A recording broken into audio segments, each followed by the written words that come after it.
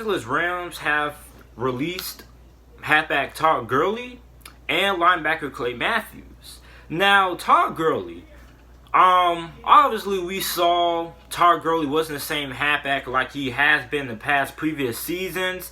And a lot of people take this all the way back to that Super Bowl loss against the New England Patriots. I mean, this is a guy that only had 10 carries. He was splitting carries with C.J. Anderson, which, all due respect, C.J. Anderson was a stud. There was absolutely no way you couldn't incorporate C.J. Anderson into the game plan, because you watch those games from late in the season to throughout the playoffs. C.J. Anderson performed really well for the L.A. Rams, but I mean, 10 carries in Super Bowl was just really surprising. And I mean, a big part of the Rams offense was Todd Gurley. And you could really tell Todd Gurley last season just wasn't the same. I actually think the injury had a very big part of his decline last season, because this is a guy who had, one of his career lows in yards per carry was 3.8, and total yards rushing with 800 and something yards. So I mean, Todd Gurley wasn't the same player. I mean, he only had 1 or 2 games when he went for over 100 yards rushing.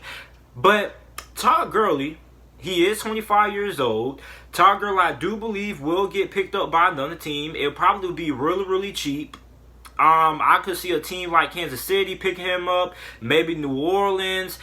A team that is looking for a good rotation at the halfback position, I can see them picking up Todd Gurley, because Todd Gurley, despite his injury concerns with the arthritis and things like that, I think he could end up being a very good weapon for a team when they get inside the red zone, because of his physical ability, how good of a runner he is, and also his ability to catch passes at the backfield. So I mean, he could be a really good red zone weapon for a team that's able to utilize him in that department. And I think the Kansas City Chiefs will actually be the best destination.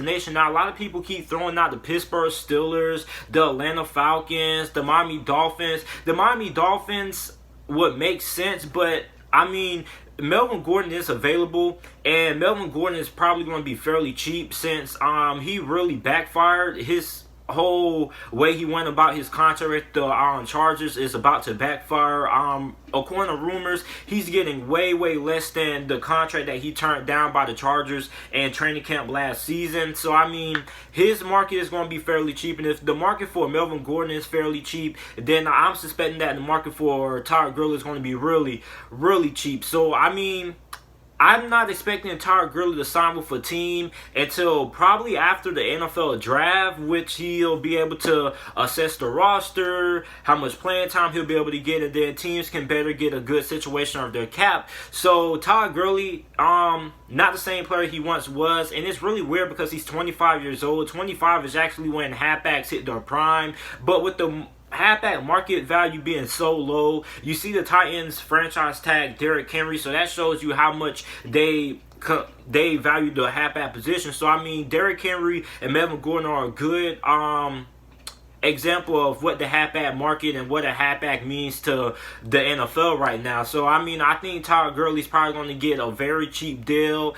but I think he could be a really good pickup for a team that's looking for another halfback who he could split carries with, and he could be very good inside the red zone. Now, the second move that the LA Rams made, they released outside linebacker or pass rusher Clay Matthews. Now, Clay Matthews had 8 sacks last season, and a lot of people probably could say that's accredited to having Dante Fowler and Aaron Donald up front, but I still think that I could see a guy like Clay Matthews being really productive. I most likely could see Clay Matthews going to the New England Patriots. I think that would probably be the most best fit for Clay Matthews. The New England Patriots have a good history of picking up players who are a little bit past their prime and getting the most out of them. So I could definitely see Clay Matthews going to the New England Patriots. I think that would probably be the most reasonable spot for him, especially considering the fact that the New England Patriots have lost the Heath players on the defensive side of football for them. So I really could see Clay Matthews going to the New England Patriots, having a little bit of success there,